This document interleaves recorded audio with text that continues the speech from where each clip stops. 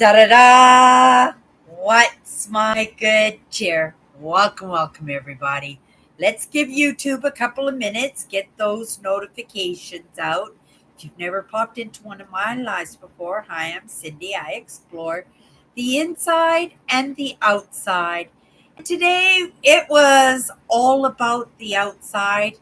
In that movement forward, we actually have to put that physical effort into achieving some of those things that we want to alleviate off ourselves, or some of those things that we'd love to see come into our lives, right?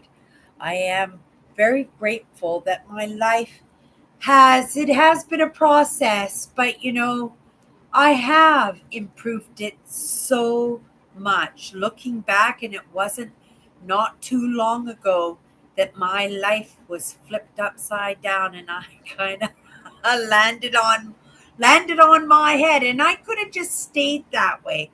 I could have just laid on the pavement and just let the world do with me what it wanted to do with me. But I wasn't going to have any of that. These are lessons that we learn growing up in that idea of never giving up. It was the best of times. It was the worst of times. You know, you get what you give. And these are the motivators, right? And we all need at some point in our lives those motivators to keep us going. Because quite often, though we would like to think that we would never give up, it would only take a moment, it would only take a thought. And it's reminding me of two creators that I used to watch all the time on YouTube. One was excuse me, my voice is done. Dollar days this weekend, lots of announcements and yapping, and yeah, it is done. But I'm going into some nice relaxing Cindy time now, and I suspect I won't be talking to too much for the next couple of days. Recruit myself and then get right back at it. But what I was going to say, you know, one of these gentlemen I used to follow, oh, he was such a good singer. I think he was actually on one of those big talent shows, like American's Got Talent or Britain's Got Talent. Maybe not Britain's Got Talent, but like those big talent shows. He was on one of those, and I appreciated his voice. I appreciated his energy and his music and what he was trying to bring to the table in his artwork, what he had to offer. And whenever he posted a new video, I would be right there, right? As soon as I could. As soon as that notification ended up in my mailbox, I was there to celebrate whatever he was going to do next.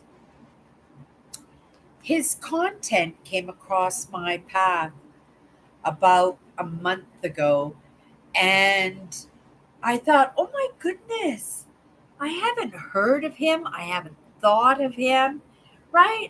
What's he doing? What has he been up to? And shame on me. Sometimes we do get wrapped up in our lives, that things that seemed important in one part of our lives might not be so important. And that's sad to say. I still appreciate the music, and I still appreciate the person and what he was bringing to the table.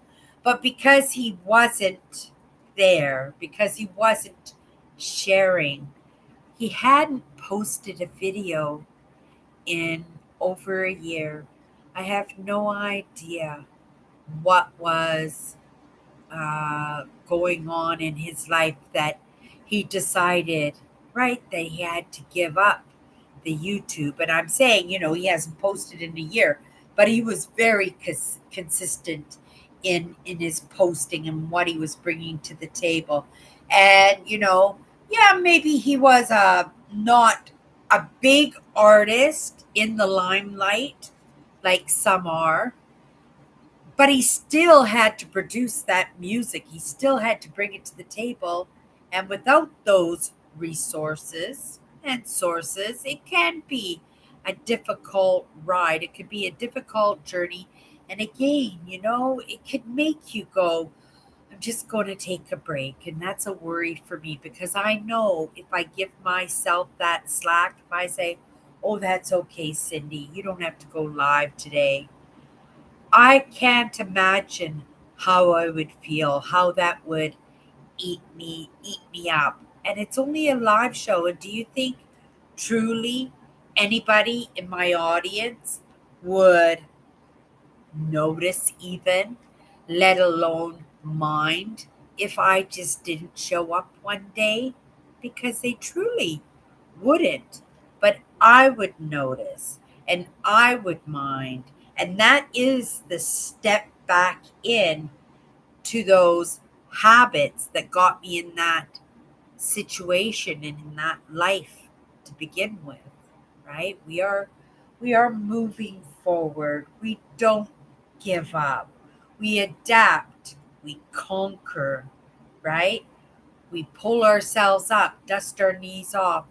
We try again, understanding that, there is a team. There's a team, Cindy, guaranteed 100%. There is a team, Cindy. And I'm not talking about my audience, though they are one of my teams, but I'm talking about that team of me, that team of those other parts of me that I have partnered with because I have been given the gift of being invited to the party to see what possibly I can contribute in the creation of the best human being I possibly can.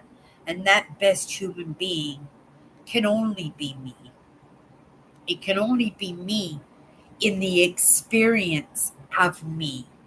That in that experience of me that somebody might be inspired or motivated, or when they're ready to give up, they say, oh my goodness, Cindy's showing up, right? And I am showing up. I am bagged. I spent my day with my sister and my nephew, and there was a lot of energy exchange there, but also it was a little bit of an adventure. It was a beautiful, fun day from beginning to end. My sister showed up at my house with my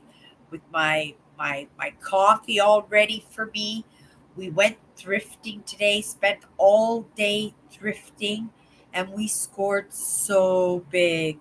We scored in something very, very rare, and I'll let you know next week once we got that research done on it, and my sister has listed it. But we got one item that was probably worth almost $700. We got a good one today, and it cost us less than $5 for this item. We also scored a Tiffany bracelet today. We haven't done the research on that one either, but when we do, we'll let you know what was going on with that. My sister needed a beautiful bathing suit. She got the most beautiful, beautiful bathing suit today.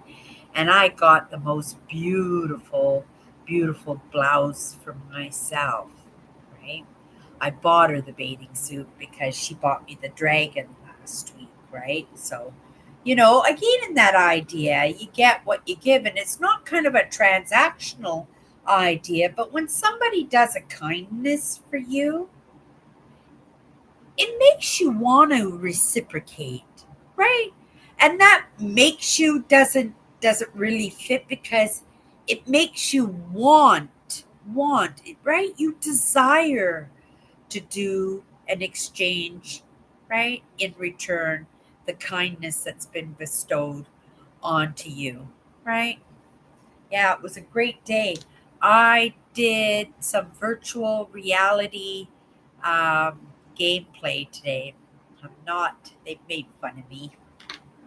My sister and my nephew, they made really fun of me because they put me in a video game and I'm supposed to get to castles and slay animals and battle dragons and right. Dragons are my totem pole, but in it are one of my totems. So I wouldn't battle a dragon anyway. But I'm going down the path on the mission of the game, and I'm looking at the mountains and the birds and the trees, and I'm going slowly, and my sister's screaming at, can't you move faster? Like, right? She's treating this like an explorer. And that's exactly what I was doing. And we had this great conversation today, because in the late 70s, when video games first came out, I remember the first Nintendo. We had just moved to Winnipeg, and that must have been in the very early 80s. But I remember we had the Ataris and the Pac Mans, and right, my dad, even though I look back and I say, oh, that's technology is just so ancient and out of date. Yes, it was cassettes and 8 tracks, but they never made stereos like they did in the 70s. And my dad was a techie that way, 100%.